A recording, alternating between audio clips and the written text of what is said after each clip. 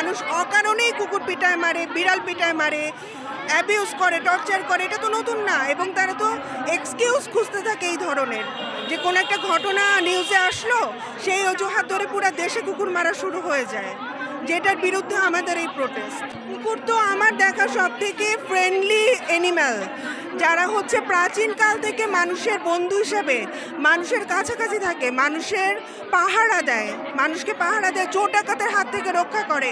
Even প্রাচীনকালে কিন্তু কুকুরকে দিয়ে শিকারও করানো হতো। ইসলাম ধর্মে কিন্তু কুকুর শিকার করে আনা খাবার খাওয়া জায়েজ। তো চিন্তা করেন কুকুর আমাদের সাথে কত বছর আগে থেকে আছে। তো আমরা এখন কি করছি? আমরা দিন দিন ওদের প্রতি অত্যাচার বাড়িয়ে দিচ্ছি, তাই না?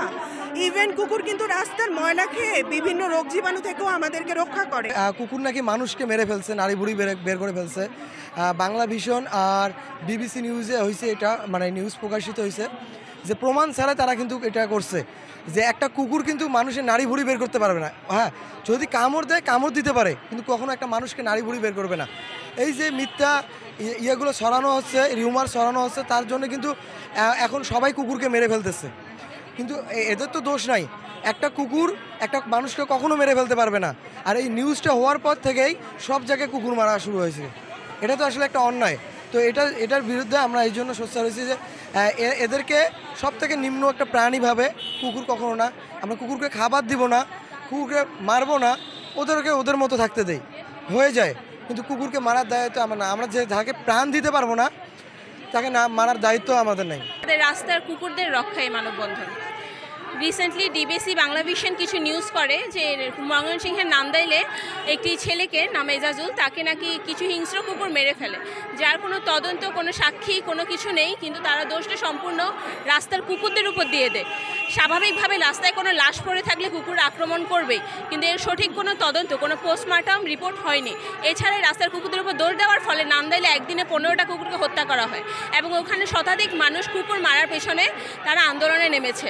এখন এর প্রভাব, এই নিউজের প্রভাব শুধু নান্দাইলে পড়েনি, বরং পুরো ঢাকা শহরেও পড়েছে।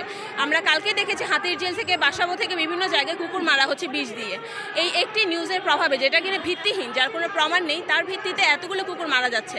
আমাদের প্রতিবাদ এই হত্যা নিয়ে, এই কুকুর হত্যা নিয়ে। কুকুর যদি দোষ করেও থাকে তাহলে এভাবে নিধন করার অধিকার কারো নেই। এর জন্য রিপোর্ট হতে পারতো, এর জন্য পর্যাপ্ত ব্যবস্থা নিতে পারতো, কিন্তু এভাবে তার হত্যা করা, মৃত্যুদণ্ড দেওয়ার সাধারণ জনগণের অধিকার নেই। যেখানে সাধারণ জনগণ মানুষ কুকুরের মুখে এক পর ভাত দিতে পারে না, সেখানে তারা মৃত্যুদণ্ডটা কিভাবে দিচ্ছে? তাদের কি অধিকারে তারা এভাবে কুকুর মারছে? তাদের তো কোনো অধিকার নেই। আর বাংলাদেশের আইন অনুযায়ী তার কোনো ব্যবস্থাও নেওয়া হচ্ছে না। কুকুরের প্রতি মানুষের সহিংসতা বেড়ে যাচ্ছে। আমি মনে করি যে প্রথমত হচ্ছে বিচারহীনতা। তারা মনে করে যে এই পৃথিবীতে শুধু আমরাই বেঁচে থাকবো, আর কোনো প্রাণী বেঁচে থাকবে না। এবং তারা এটাও মনে করে যে এই বিচারহীনতার দেশে আমরা দিনে দুপুরে যাকে ইচ্ছা তাকে মেরে ফেলতে পারি, শুধু আমরা এই দুনিয়াতে থাকবো আর কেউ থাকবে না।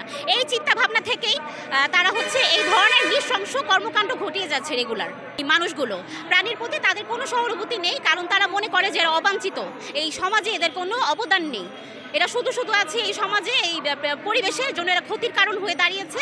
এই ধরনের মনোভাবের কারণে তারা এই কুকুরের প্রতি হিংস্র হয়ে উঠেছে, যেটা আমরা কখনোই আশা করি না। কারণ কুকুর বিড়াল আমাদের সমাজের অংশ, আমাদের পরিবেশের অংশ।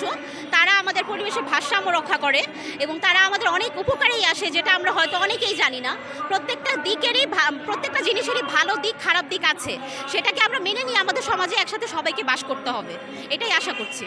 যে কুকুর বিড়ালগুলো রাস্তায়, তারপর বাসায় বিভিন্নভাবে টর্চার হয়, তাদের ব্যাপারে যখন আমরা থানাতে যাই, পুলিশ আমাদের কেস নেয় না, জিডি নেয় না এবং হাসাহাসি করে এটা নিয়ে। প্রত্যেকটা নিউজে, প্রত্যেকটা পত্রিকা, অনলাইন পোর্টালে দেখা যায় যে এখানে মারতেছে, ওইখানে মারতেছে। আর ফেসবুকে ঢুকলে দেখা যায় অজস্র কুকুর নৃশংসভাবে মারতেছে।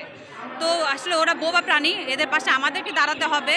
এবং এই সমাজ হচ্ছে শুধু মানুষের জন্য না, এটা আমাদের পশু পাখি, কুকুর বিড়াল সবাইকে নিয়ে থাকতে হবে। তো সবার কাছে একটা আবেদন, যেভাবে বোবাদের উপর চাপায় দেওয়া না। এই ঘটনা আজকে মূলত আমরা যে দাঁড়াইছি আমরা, সেটা হচ্ছে কুকুরের উপর চাপ দেওয়া হয়েছে, কুকুরের উপরে একটা ব্লেম দেওয়া হয়েছে যে কুকুররা মারছে, মুসল্লিকে নামাজ পড়তে গিয়ে তাকে খুবলে খাইয়ে ফেলছে। তো এটা হতেই পারে না।